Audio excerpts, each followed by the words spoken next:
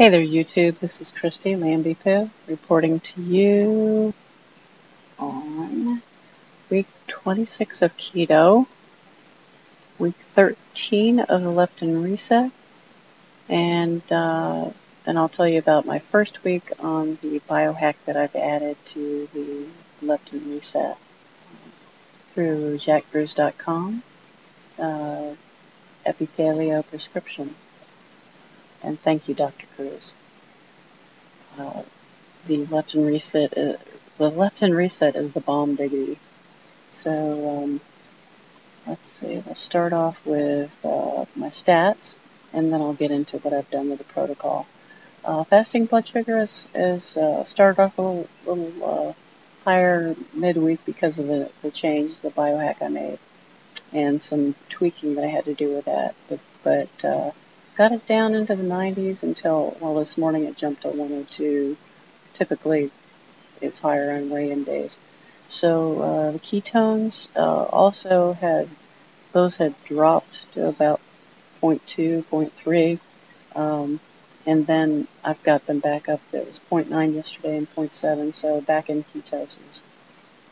The weight is 218, so that's a release of 2.4 pounds this week, and that's a total release for 21 weeks of keto of 43.4. And a weekly average for those 26 weeks of keto, a weekly average of 1.63. So then on measurements, nothing changed except lost a half an inch off of the rib cage underneath the breasts, 1 inch off of the hips, and a half an inch off of each leg. Now that the stats are over, anybody who's not interested in this biohack, I would understand if you don't want to stay around and listen. But what I've added is, if you looked at Dr. Kruse's blogs about cold thermogenesis, I believe it's CT6, cold thermogenesis 6, where he talks about, I want to make sure I'm recording, he talks about the Holy Trinity. And included in that is the HCG protocol, which is human chorionic gonadotrophin, and in the blog he talks about it being sort of a mirror of the prawn component, which is calorie-restricted optimal nutrition, and that each of those two things have a pathway, but it's not a complete pathway without cold thermogenesis. If you add cold thermogenesis, those two are the bomb diggity, and it optimizes leptin sensitivity, and he explains it all in the blog, and I don't want to try to do that here. I want to try to keep this short. So keeping in mind that this week I changed the day that I weighed in. It was really an 11-day week this week, but I wanted to keep it consistent, so didn't have to do a lot of crazy things with the numbers. So what I did was I was 2 days into this week, and then I decided to, after some research, to do this protocol. So I did with HCG. Anybody who's familiar with it, and if not, I've got links down below where they point to the two things that I'm marrying with the leptin reset, and that is the HA2CG drops, which in this case don't have the entire HCG molecule in it. So another woman on the jackkruse.com forum named Christy, CHRISTI, her username is Can't Wait, CANTWEIGHT. Well, she married these two using these drops that, well, what she found is she didn't get the hormonal backlash that you get when you're taking the hormone, because there's only two protein chains from there's 244 amino acids in HCG molecule, and she's only taking, they take two strands that are isolated that they found to be the effective proteins out of all those 244. or amino acids out of those 244. There are a couple of protein chains in there, and they both start with A, and that's why it's HA2CG. And so taking that protocol or those drops and marrying that with an updated version of the HCG protocol called HCG 2.0, and there's a book on Amazon.com, and it's in Kindle form and I think paperback and everything. But I've got links to both of those in my description box. So the HA2CG, they have two choices, either 500 calorie diet or 1,000 calories. And what they've also said is that they suggest a minimum length of your round or your cycle to be 2 weeks. So instead of having to go at least 21 days or 23 days for HCG, the minimum would be 2 weeks. And so I'm setting up I've got a long history with HCG, and I've had successful rounds utilizing short cycles and cycling in and out. And so I'm rogue. I'm not on protocol. In fact, the first HCG protocol I did was actually an 800 calorie protocol through a clinic, and it worked effectively. Again, didn't lose as fast as the people who do 500 calories, but it was tolerable. And I also want this to be tolerable too. So the drops will, provide the effective proteins, and then the protocol that the HCG 2.0 protocol is, the logic behind it makes sense to me, because he's suggesting that with simians, he was telling you, okay, weigh out, 100 grams weight-wise of whatever protein it is. Well, if you look, there's varying calorie amounts in those proteins, whether it's chicken or fish or bison or, steak or what have you, different fat counts, different calorie counts. So what he's done instead is have you take your current BMR, basic metabolic rate, and take 40% of that in calories, and that's your total calories for the protein source that you choose. And then he also said that Atkins was not ketogenic. Simeon's diet was not ketogenic because of fruit and the breadsticks or grissines that you're allowed to have. And so he limits you to 30 grams of carbohydrates. And of course, the less the better, considering the fact that we're marrying this with the leptin reset and gluconeogenesis, and considering our current non-native EMF environment that we all live in, most of us are fighting.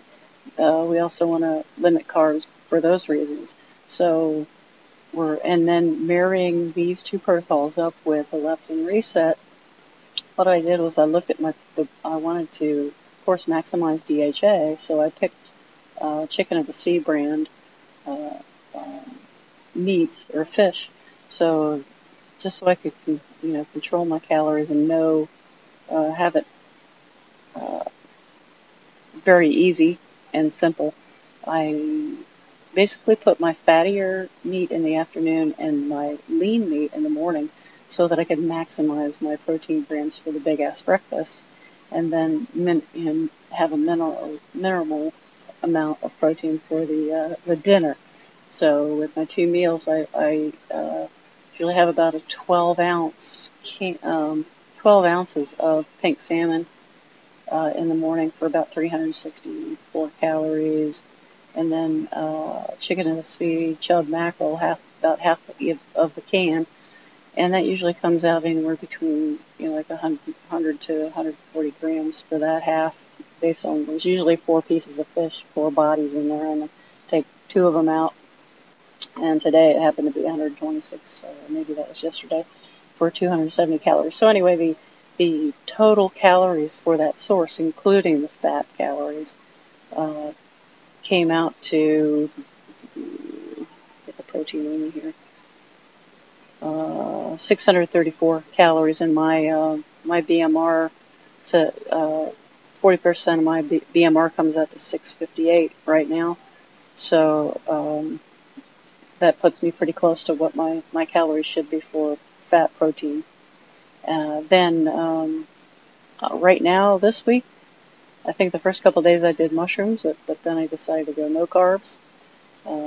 Today I had one small romaine with my dressing. So today I had 3 tablespoons of coconut oil total, 2 for my fatty coffee, and then 1 for the salad dressing. And Dr. Zach LaBoube, he says, he'd rather see you have the coconut oil or the MCT oil than have you feel deprived and end up cheating. So this will help keep you on the protocol and stoke your metabolism. Which is why Dr. Kruse suggests also that coconut oil is his diesel fuel when he was doing his biohack for losing all that weight. He lost quite a bit. It was over 133 pounds. It was 70-something pounds the first 3 months, then 133 pounds for the year, and then I think the final weight after a few months later was 167 pounds lost.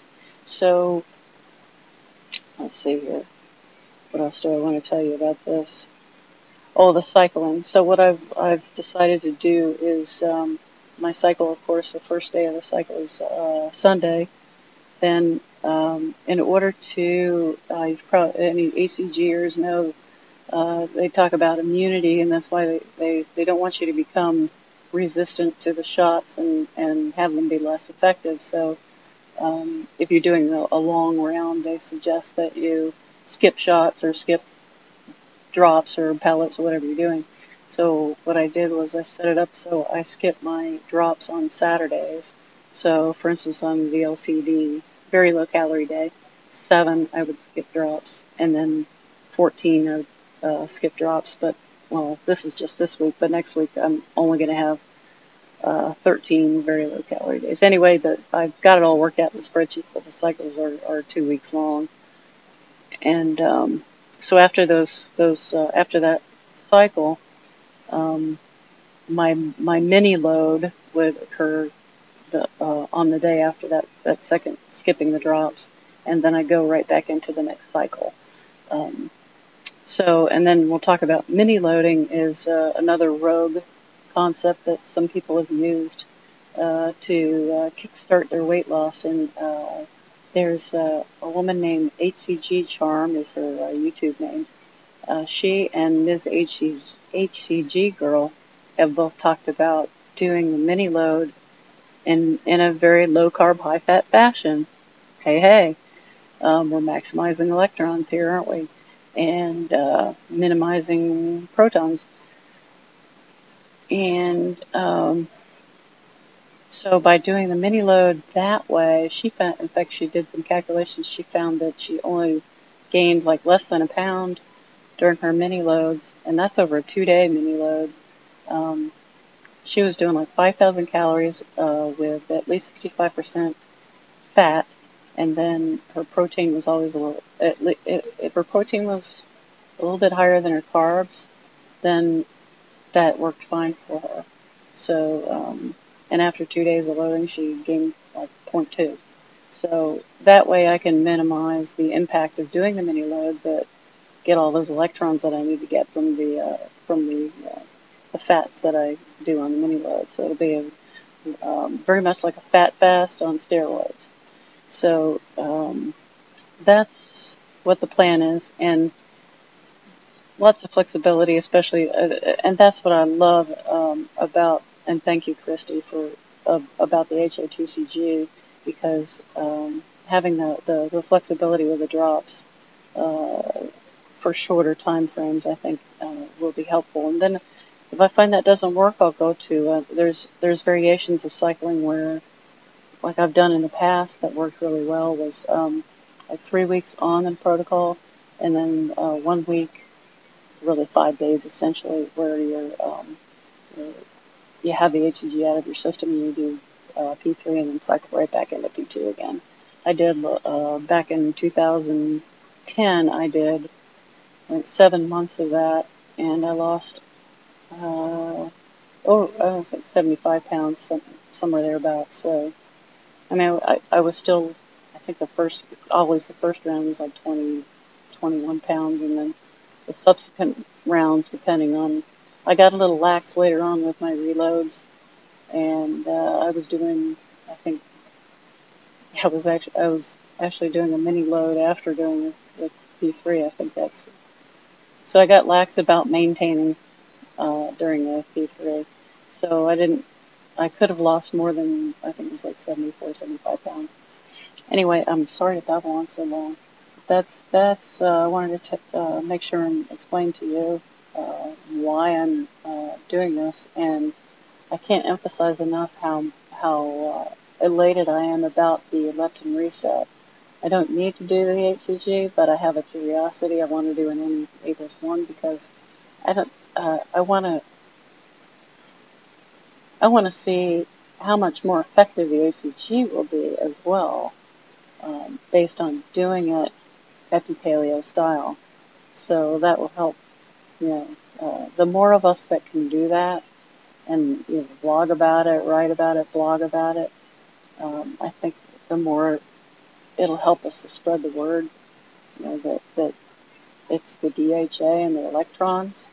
It's a different scale than just macros, and it's called electron chain transport, as Dr. Kruse says. It's not protein chain transport or fat chain transport or carb chain transport. And also to have something that's not lacking in protein. This will also help, prove out N=1, that robbing yourself of the positive effects of the protein and autophagy, and being able to recycle your mitochondria that have broken clocks. And again, emphasizing circadian biology, the three-legged stool, magnetism, photoelectric effect, and water chemistry. And it's the three-legged stool again. So I hope everyone out there is having a great week. And I wanted to do shout-outs to the folks that have turned me onto this. Let's see. I think Misty Williams originally brought up the HCG 2.0, and Christy told everybody about it on the forums. So, hey, try this out. And I think Nicole and Gretchen, Sally, and I've got the usernames are like NICLD is Nicole, and Shijin13, SHIJIN13 is Gretchen, Nonchalant Sally, St. Colombe, STE space COLMBE, and Fitness at Home. And there was one guy that I think had reported about doing HCG, and there's several others that have been doing it, and Caroline is now gonna start another round. So a lot of these folks have done it, and so it'll be nice to have Sally's doing another round. Nicole just finished a round. Gretchen's doing a round. So it's really nice to have a community of people that are also doing an N=1 on this. So the more data we can gather, the better. And shout outs to you all for all your brilliant ideas about how to do this. And shout outs to my low carb, high fat, and folks out there, keto land and YouTube land. And I hope you all have a lovely week, and we'll talk to you later.